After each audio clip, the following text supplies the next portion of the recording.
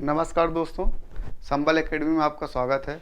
हम लोगों ने पर्यावरण और पारिस्थितिकी का जो टॉपिक था फर्स्ट, सेकंड और थर्ड, इस लेक्चर में हम लोगों ने देख लिया। तो हम लोगों ने क्या क्या देखा कि पर्यावरण क्या होता है, पारिस्थितिकी क्या होती है, पारिस्थितिकी में पोषण स्तर क्या होता है, साथ ही जो पिरामिड किस प्रकार से बनते हैं, सीधे पिरामिड क्या होते हैं, उल्टे पिरामिड कैसे बनते हैं, ये हम लोगों ने देखा।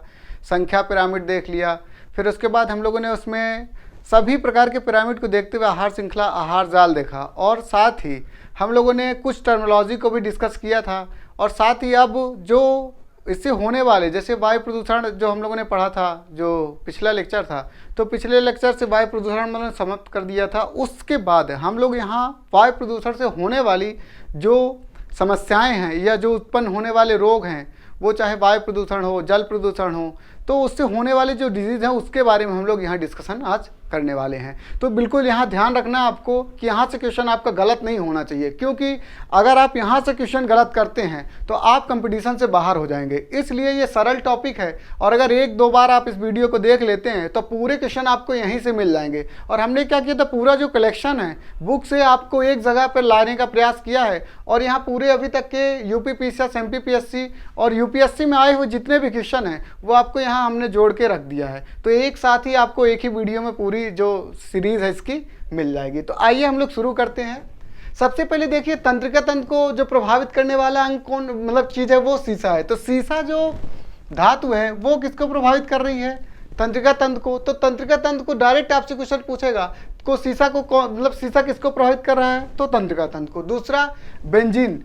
तो क्या हुआ, सीसा के विकल्प रूप में जब क्या हुआ कि पेट्रोल हमने यूज़ किया तो वहाँ सबसे पहले ऑक्टेन मान, जो ऑक्टेन संख्या होती है, उसको पेट्रोल की दक्षता बढ़ाने के लिए हमने क्या किया कि उसमें शीशे को बढ़ा दिया।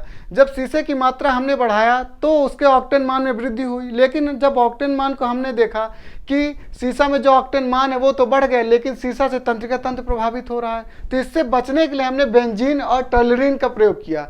तो जैसे ही बेंजीन का प्रयोग किया तो बेंजीन का जो प्रभाव हुआ वो रक्त कैंसर के रूप में दिखाई दिया। तो आपसे डायरेक्ट क्वेश्चन पूछा जा सकता है कि ऑक्टेन मान किसके लिए प्रयोग करते हैं, तो पेट्रोल की जो क्षमता होती है, जो दक्षता होती है, उसको बढ़ाने के लिए ऑक्टेन संख्या का प्रयोग या ऑक्टेन मान का प्रयोग किया जाता है, जिसके लिए हमने बेंजीन का प्रयोग किया। और बेंजीन से क्या हुआ, रक्त कैंसर होने लगा। इसलिए हमने बेंजीन पर भी क्या किया, रोक लगाया। और आज ग्रीन जो डीजल या पेट्रोल है उस और हमने क्या किया, आगे बढ़ना प्रारंभ कर दिए। फिर कैडमियम को देखिए, कैडमियम से रक्तचाप और हृदय संबंधी रोग उत्पन्न होता है। फिर पारा से मिनीमाटा रोग और मछलियों में डॉप्सी रोग उत्पन्न होता है।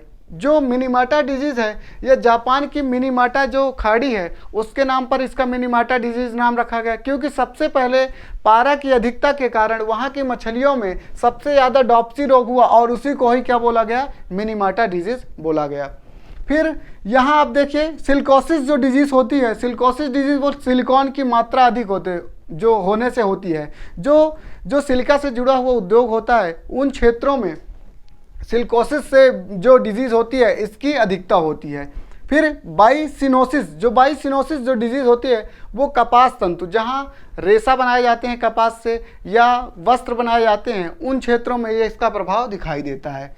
फिर आपका बेगासोसिस जो होता है, ये गन्ना जो आपका प्रयोग होता है, या ईख, इससे जो जुड़े हुए उद्योग होते हैं, जहाँ शक्कर बनाई जाती है, चीनी बनाई जाती है, वहाँ यह डिजीज़ आपको देखने को मिलेगी, बेगासोसिस। जो वहाँ मजदूर वर्ग काम करते हैं वो इससे प्रभावित होते हैं। फिर होता है टेल्कोसिस जो टेल्कम पाउडर होता है, इससे टेल्कोसिस डिजीज़ होती है। फिर एंथ्रोकोसिस या निमोनिकोसिस या एंथ्रोकोसिस का भी आता है। एंथ्रासाइड जो कोयले का प्रकार होता है, सबसे अच्छी क्वालिटी होती है, उससे क्या होता है, एंथ्रोकोसिस रोग होता है। तो एंथ्रोसाइड से क्या पकड़ेंगे आप कि कोयले से होने वाला यह डिजीज है। इसको ब्लैक लंग्स भी बोला जाता है, क्योंकि जो कोयले की डस्ट होती है वो हार्ट में जाकर के हृदय में होती है, जम जाती है, इसलिए इसको क्या बोलते हैं, ब्लैक लंग्स। फिर एस्बेस्टोसिस रोग एस्बेस्टस के कारण होती है। एस्बेस्टस से कौन सी होती है, एस्बेस्टोसिस। डायरेक्ट आपसे यहाँ क्वेश्चन मिलाएगा कि कौन सा सुम्मिलित नहीं है या कौन सा सुम्मिलित है। तो जैसा भी आपसे क्वेश्चन पूछा जाता है तो आप यहाँ उसको डील कर सकते हैं। फिर यहाँ देखिए, जो पीने युक्त जल होता है, जो पेयजल होता है, पेयजल में जब नाइट्रेट, फ्लोराइड और आर्सेनिक की मात्रा बढ़ती है, पारा की मात्रा बढ़ती है, तो उससे कौन से रोग होते हैं, ये आपसे जल प्रदूषण से जोड़ के क्वेश्चन पूछा जा सकता है। क्योंकि आपका कहीं ना कहीं क्या है कि जो हेल्थ वाला इशू टॉपिक है, जो 7 यूनिट है, वहाँ से इसको जोड़ के पूछ सकते हैं। तो नाइट्रेट से जो रोग होने वाला है वो ब्लू बेबी सिंड्रोम होता है, ठीक है। तो नाइट्रेट से कौन सा रोग होता है? Blue baby syndrome. फिर फ्लोराइड से होने वाला जो रोग है वो हरिमाहीनता या उसको ऊतक क्षय बोलते हैं, ठीक है। ऊतक क्षय आपसे डायरेक्ट क्वेश्चन में पूछा गया है, तो इसको आप ध्यान रखिए, ऊतक क्षय किससे होता है? फ्लोराइड से।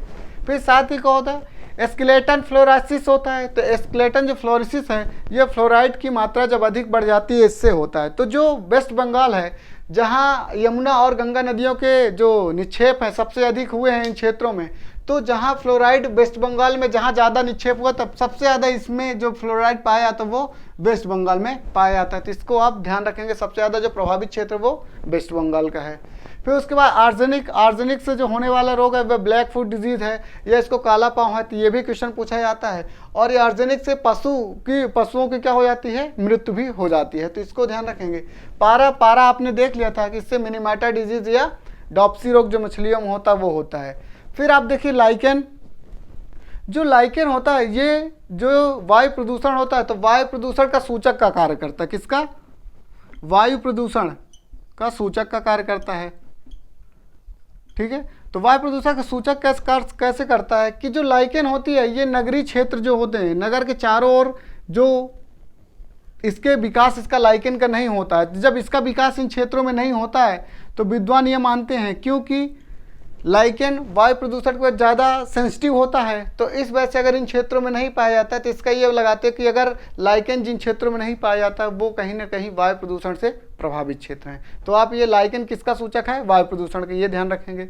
फिर प्रिगोवियन जो कर होता है ये प्रदूषण पर लगने वाला टैक्स होता है। तो जो पर्यावरण प्रदूषण या वायु प्रदूषण पर लगने वाला जो टैक्स होता है उसको क्या बोलते हैं? प्रिगोवियन कर। ऐसा सबसे पहले जो कर लगाने वाला देश रहा है वो ऑस्ट्रेलिया रहा है, जो क्या किया था कि प्रिगोवियन कर जैसे वायु प्रदूषण या पर्यावरण को शुद्ध करने के लिए उसने टैक्स लगाया था। फिर यूट्रोफिकेशन या अतिपोषकता, ये अतिपोषकता या यूट्रोफिकेशन का मतलब होता है कि जब जल में क्या होता है कि सीवेज प्लस उर्वरक अगर क्या होता है कि जल में, सागरीय जल में पहुंच जाता है तो इससे क्या होता है कि शैवाल का तीव्र विकास होता है। एल्गी जो होती है उसका तीव्र विकास होता है। जब शैवाल का तीव्र विकास होता है इसको एल्गी बूम या शैवाल का बूम बोला जाता है, मतलब तीव्र गति से बढ़ना, जिससे सूर्य का प्रकाश और O2 है ना, O2 प्लस जो सूर्य का प्रकाश होता है वो कम हो जाता है, जिससे जीवों की क्या हो जाती है? जीवों की मृत्यु होने लगती है, ठीक है, जीवों की मृत्यु होती है। तो ये आप ध्यान रखेंगे, यूट्रोफिकेशन या अतिपोषण क्या होता है कि जो सागरीय जल में पोषक की मात्रा बढ़ जाने से जो जलीय पारिस्थितिक तंत्र प्रभावित होने लगता है, असंतुलित होने लगता है, उस स्थिति में इसको क्या बोलते हैं? यूट्रोफिकेशन, मतलब कि जो जलीय भाग है वहाँ इसकी पोषण की मात्रा का बढ़ जाना। फिर पेट्रोलियम या अधिप्लापक या ऑयल जैपिंग, अभी आपने देखा होगा मॉरिशस क्षेत्र में जो टैंकर था उसका क्या हुआ कि वहाँ एक घटना घटी जिससे क्या हुआ? टैंकर ब्लास्ट हुआ और वहाँ पूरे जगह क्या हुआ कि यह ऑयल जैपिंग की समस्या उत्पन्न हो गई। तो जो ऑयल जैपिंग को समाप्त करने के लिए जिस सूक्ष्म जीव का प्रयोग किया, स्यूडोमोनास थे। ये अपने जो दिल्ली IIT थी वहाँ से जो विद्वान थे, वैज्ञानिक थे, उन्होंने ही सबसे पहले इसका प्रयोग किया था। तो आप ये इसको रिवीजन करेंगे और ध्यान रखेंगे यहाँ से आने वाले क्वेश्चन आपके गलत नहीं होने चाहिए, क्योंकि यहाँ से आने वाले क्वेश्चन हर व्यक्ति या हर बंदा सही करेगा, इसलिए आपको भी इसको 1 या 2 बार देखेंगे और एक पेपर A4 साइज में लिखिए और इसको कंप्लीट करिए। तो इसको आपको ध्यान रखना है, ठीक है, ओके।